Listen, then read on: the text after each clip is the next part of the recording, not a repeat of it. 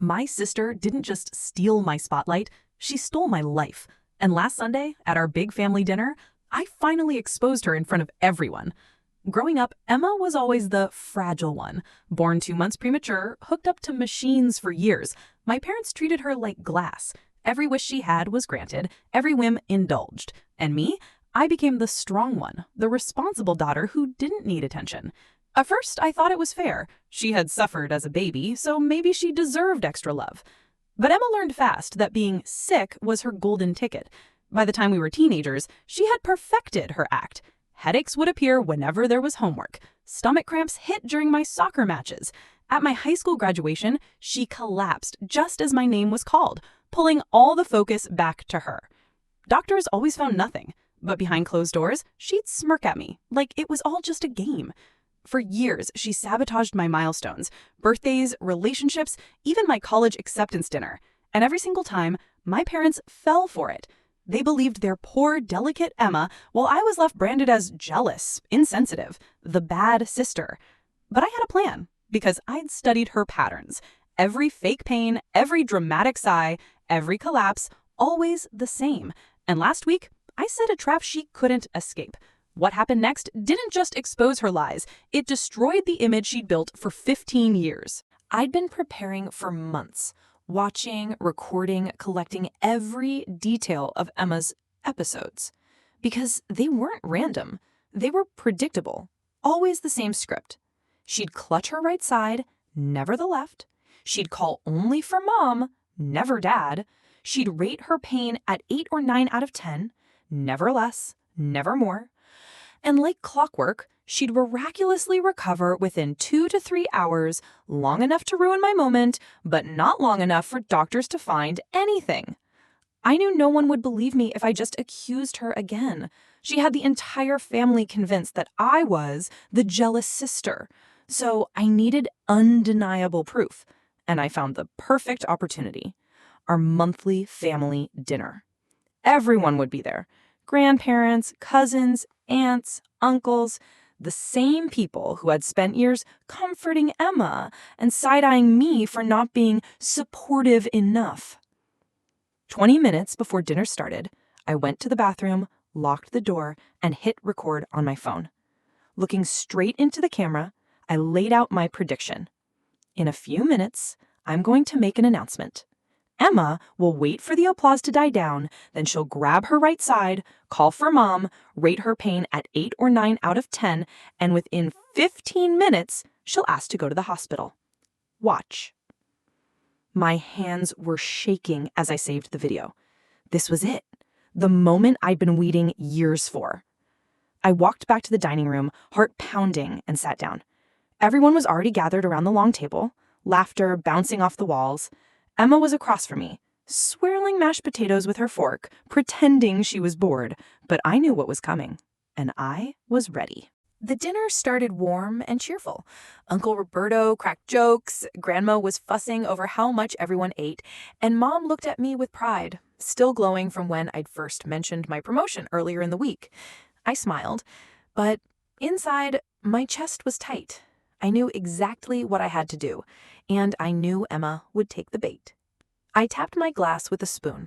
Clink, clink, clink.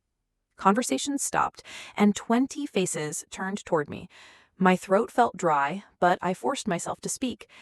I just wanted to share something with everyone. I got promoted at work. Applause erupted instantly.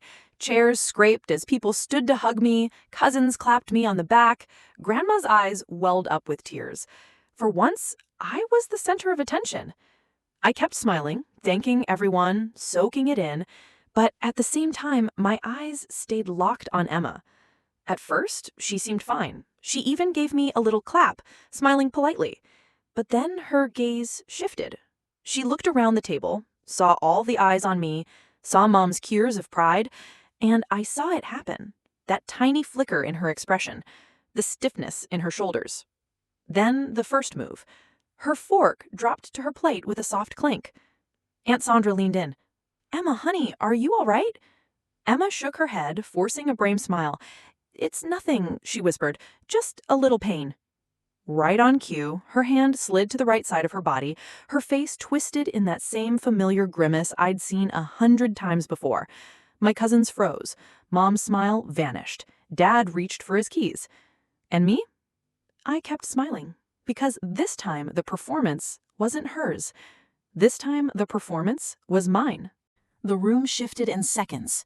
One moment, everyone was celebrating me. The next, it was as if a spotlight had turned onto Emma. She curled slightly in her chair, clutching her right side, her voice soft and trembling, just enough to sound believable, but not overdone. "It's getting worse," she whispered, eyes darting to Mom. "Mom, please, can I lie down?" Mom's chair screeched against the floor as she jumped up, napkin falling to the ground. "Emily, baby, what happened?" Her voice was frantic, already shaking with fear. Emma leaned into it perfectly. Her lips trembled, her breaths came shallow. It's an 8, maybe 9, she gasped, rating her pain exactly where she always did. Conversations died. Grandma crossed herself. Aunt Sandra touched her shoulder with concern. Cousins whispered in alarm. And Dad, predictable, practical Dad, was already on his feet. "Hospital," he muttered, grabbing his car keys from the sideboard. "It could be her appendix." Emma let out a low moan, tilting her head back as though the pain was consuming her. To anyone else, it was heartbreaking. To me, it was theater. Perfectly timed, rehearsed theater. And then it happened. The look. She glanced at me, just for a second, quick enough so no one else would notice. But I saw it. That smug, victorious smile.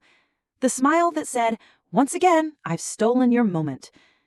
My fists clenched under the table, but I didn't move. I didn't cry, didn't beg anyone to believe me. I stayed calm, forcing the same polite smile I'd worn since the start of dinner. Because Emma didn't know. She didn't know I was already 10 steps ahead. Dad's hand was already on the doorknob when I finally stood. My voice cut through the panic, sharper than I expected. "Wait." Everyone froze. Mom half turned, her arm wrapped around Emma as if she were holding a porcelain doll. "Sarah, not now. She's in pain." "She's not," I said calmly, too calmly. My words hung in the air like broken glass. Emma's eyes widened, but her act didn't falter. She winced, clutching her right side harder. "Please," she whispered weakly, "don't fight. Just take me to the hospital." I pulled my phone from my pocket. My thumb hovered over the screen. "Before anyone goes anywhere, there's something you all need to see." "Sarah!" Mom snapped, anger flashing in her eyes. "How could you be so cruel? Can't you see she's suffering?" Emma leaned her head against Mom's shoulder, whispering, "It's okay, Mom. Don't blame her. She doesn't understand." Her voice was frail, saintly, a martyr in silk.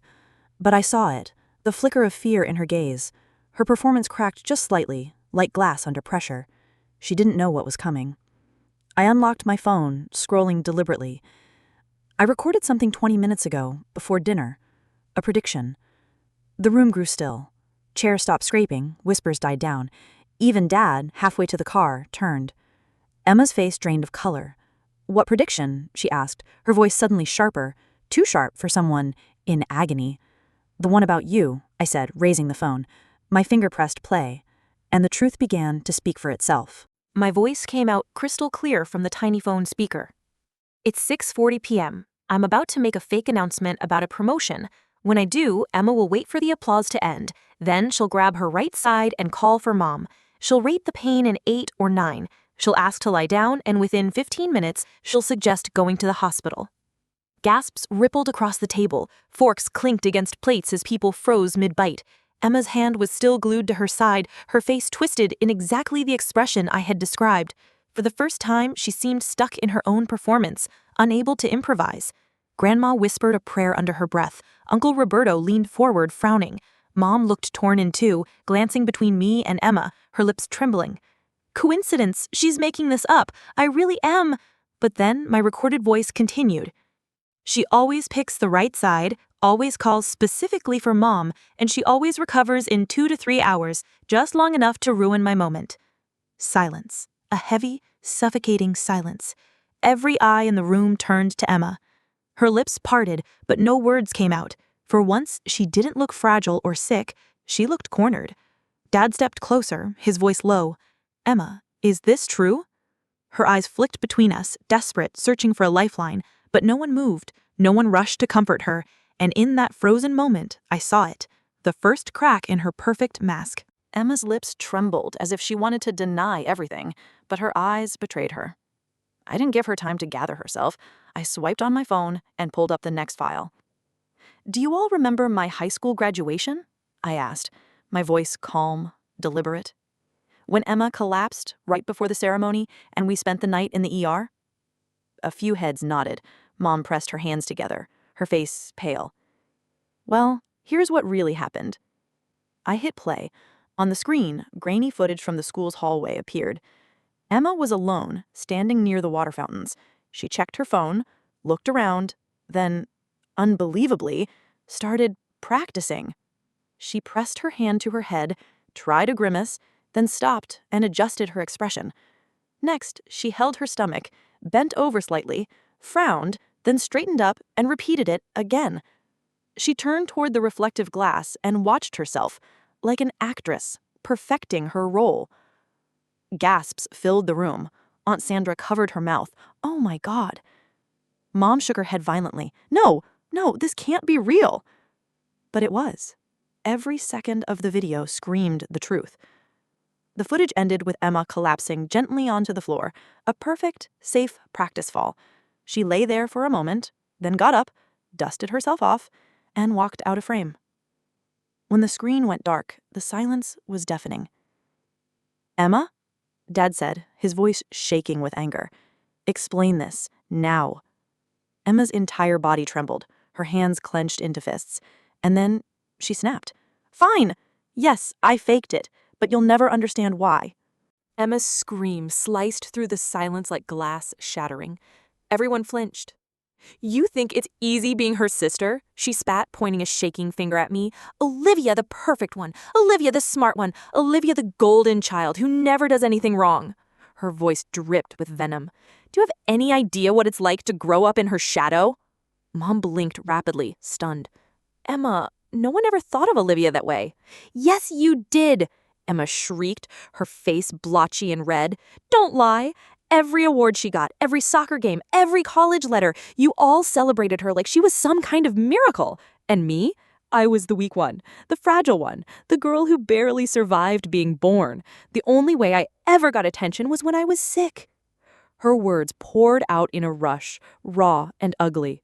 Tears streaked her cheeks, but they weren't the innocent tears she used to win sympathy. These were bitter, angry, twisted. "You think I wanted this? No, I needed it. Because if I didn't pretend, none of you would even look at me. You would all just keep clapping for Olivia." Grandma shook her head, devastated. "Emma, how could you?" Emma's chest rose and fell rapidly, her mask gone completely. The sweet, fragile act was dead. Now everyone saw the anger, the jealousy that had been festering for years. I didn't move. I let her words hang in the air. Because finally, she was showing them the real Chloe, the one I had known all along. And I wasn't finished yet. I let Emma's rant burn itself out. She stood there, panting, her hair sticking to her tear-streaked face, and for the first time in years, she looked cornered, trapped. "That's your excuse?" I said, my voice calm but sharp enough to cut. "Jealousy? That's why you destroyed my relationships, my reputation, my life?" Emma flinched, but I didn't wait for her answer. I pulled out my phone again. "Do you all remember Ethan, the guy I dated in college, the one who dumped me out of nowhere?" Mom frowned, nodding slowly. Dad's jaw tightened. "Well, here's why." I swipped, opened the folder I'd been saving, and mirrored the screen to the TV mounted on the wall. The messages appeared. Clear, time-stamped, undeniable. Fake accounts, my name, my picture, words I never wrote. "You're a joke, Ethan. I never even liked you. I was just using you until something better came along. Honestly, I hope you choke." Gasps rippled around the table. "That's not me," I said, my voice steady. "But you know who it is?" I turned the screen toward Emma. "Your precious little angel here. She made a fake profile, copied my slang, even wrote in my style. She sent those messages.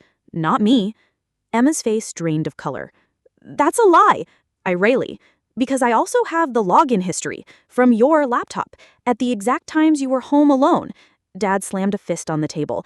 "Emma, tell me this isn't true."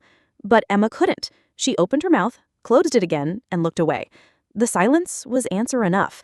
The room felt like it was closing in. For years, they thought I was paranoid, jealous, cruel, and now, piece by piece, the truth was on the screen for everyone to see. And I still had more. The room was so silent I could hear the ticking of the clock on the wall. Emma sat rigid, her eyes darting between the faces staring at her. Faces that, for the first time, weren't filled with sympathy, but with doubt, with suspicion. I didn't let the silence fade. I swiped to the next file. "And this," I said, my voice low but steady, "is from my 18th birthday party. Do you remember when Emma fainted right as I was about to blow out my candles?" Several family members nodded instantly. Grandma clutched her chest. "We almost called an ambulance that night." I pressed play.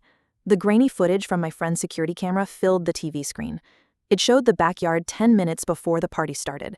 And there was Emma, standing behind the grill, completely alone. At first, she looked around carefully, making sure no one was watching. Then she began rehearsing. She pressed her hand to her forehead, staggered dramatically a few steps, then shook her head as if unsatisfied. She tried again, this time clutching her chest. She lowered herself carefully onto the grass, adjusting how she landed, then stood back up and repeated it, over and over. By the third attempt, muffled gasps filled the dining room. On screen, Emma finally chose her angle, falling sideways onto the softest patch of grass. She lay still for a moment, then stood, brushed herself off, and walked toward the house. The video ended. I turned back to the table. 15 minutes later, she fainted in front of everyone, right as I was making my birthday wish. Grandma covered her face. Aunt Sandra whispered, "Oh, dear God." Dad's voice was shaking with rage. "Emma, do you have any idea what you've done to this family?" Emma's lips quivered, but no words came out. For once, she had nothing to say. And I wasn't even close to done. Emma sat frozen, pale as a ghost. Her hands trembled in her lap, and I almost wondered if she'd finally break down and confess. But I knew her too well. She was calculating, searching for an angle, a way out. I didn't give her one. "Still think I'm making this up?" I asked quietly. Then I opened the next file, an audio recording. "Listen to this." A crackle of static filled the room, then Emma's voice echoed through the speaker. "It's easy, Becca. You just have to know the right buttons to push. Mom freaks out if I say it's a headache on the right side. If I make it stomach pain, it buys me even more time." A low, shocked murmur rippled through the room. "And it always works better when Olivia has something going on. Then everyone feels bad for me and she looks like a selfish brat for not caring." A harsh laugh followed, Emma's laugh. "Stop it!" Emma hissed, her voice sharp, but her eyes were wide with panic. The recording continued mercilessly. "Honestly, it's fun. She thinks she's so perfect. At least this way, I remind everyone she's not the only daughter in the family." The audio ended. Silence crashed down, heavy and suffocating. Grandma was the first to find her voice. "Emma, how could you?" Her voice cracked with hurt. Mom sat rigid, tears streaming silently down her face. Dad's hands were fists against the table, knuckles white. And Emma? She just shook her head, whispering, "That's taken out of context. You don't understand." But everyone understood. They finally saw her for who she really was. Emma's weak protests faded into silence, but the damage was done. No one at that table was rushing to comfort her anymore. The sympathy she had always counted on was gone, replaced with stunned disbelief and quiet anger. I leaned forward, my voice colder now. "And if you think it stops at lies and fake collapses, it doesn't. She wasn't just stealing my moments, she was stealing from all of you." Dad's eyes snapped to me. "What are you talking about?" I unlocked another folder on my phone. The money. The prescriptions she said weren't covered by insurance. The thousands of dollars you handed her in cash so she could afford her medication. Mom's hand flew to her mouth. "No." I pulled up the bank statements I'd collected. Withdrawals, transfers, receipts. "In the last 6 months alone, you gave her over $3,000. I swiped again, showing screenshots from Emma's own Instagram. Designer makeup, new clothes, nights out with friends. Not a cent went to medicine. Not one. Gasps spread around the table. Grandma muttered a prayer, shaking her head. Aunt Sandra whispered, "Oh my God." Dad's face turned scarlet, veins bulging at his temples. Emma, tell me this isn't true. Emma stammered, her voice cracking. I, I, I just, I needed, you don't get it. No, Dad snapped, slamming his fist on the table. You lied to us. You robbed us. Mom was openly sobbing now. 15 years, Emma. 15 years of worrying, sleepless nights, sacrifices, and all this time, her voice broke completely. Emma buried her face in her hands, shaking violently, but no one reached to comfort her this time. The spell was broken, and I wasn't finished yet. Emma's sobs filled the dining room, but they sounded different now. Not the delicate, pitiful cries that once pulled everyone to her side. These were ragged, panicked, real. And still, no one moved. No one reached for her. I drew a slow breath and said, "And then there's the part that hurt me the most." The room went still again. Mike, do you all remember him? The man I was ready to marry? Mom sniffled, nodding weakly. Grandma touched her chest. Dad's jaw tightened. Emma's head shot up, her eyes wide. "Don't," she croaked, her voice hoarse. "Livia, please." But I didn't stop. I opened another folder and projected the messages onto the TV. Screenshots filled the screen. Emma's texts to Mike. "Olivia's not ready for marriage. She'll just hurt you. I've always had feelings for you. Don't you see how much better we'd be together?" And then the photos, provocative, lingerie, sent straight to my boyfriend. Gasps and curses broke out around the table. Aunt Sandra muttered, "Jesus Christ!" Grandma covered her face. Dad's jaw tightened. "Emma, you didn't." Emma's whole body shook. I didn't mean, he came to me first." "No," I cut in sharply. "He told me everything when I confronted him. He said you pursued him. You poisoned his mind with lies about me. You told him I didn't love him, that I was only using him. And when he believed you, when he left me, you were waiting with open arms." Mom's tears fell harder than ever. "Emma, your own sister's fiancé?" Emma slammed her fists against the table, screaming, "Because she always had everything! Everything! And I had nothing!" Her voice cracked into a sob, but the truth was already burning in the air. Emma's scream still echoed off the dining room walls when I finally stood. My chair scraped against the floor, loud and final. Every eye turned to me, but I kept mine locked on her. "You want the truth, Emma?" My voice was low, steady, but it cut like glass. "You've spent your entire life trying to tear me down, sabotaging my moments, destroying my relationships, spreading lies. And why?" I leaned forward across the table, my eyes boring into hers. "Because you can't stand to see me happy. You can't stand that I've built something you'll never have."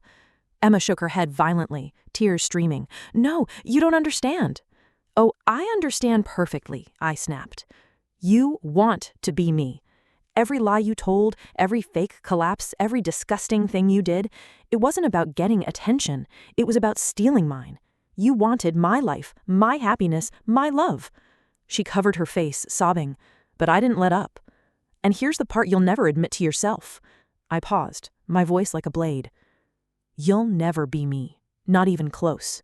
Because I worked for what I have. I earned it. I deserve it. And you?" I straightened, my tone colder than ice. "You're nothing but a fraud, a parasite who survives by draining everyone around her, an empty shell who only knows how to lie, manipulate, and destroy." The silence that followed was suffocating. My words seemed to hang in the air, wrapping around her like chains. Emma finally looked up, her face red and swollen. Olivia, please. I'm sorry. I didn't mean..." But I didn't believe her. No one did. For the first time, the entire family saw her for who she truly was. And in that moment, I knew I had already won. I looked around the table one last time. Their faces told me everything: shock, disappointment, betrayal. But not directed at me. For once, the weight wasn't on my shoulders, it was on hers. Emma sat hunched in her chair, small and broken, mascara streaking down her face. She wasn't the sick, fragile girl everyone had rushed to protect all those years. She was just exposed, and there was no going back. "I think I've said enough," I whispered, slipping my phone into my bag.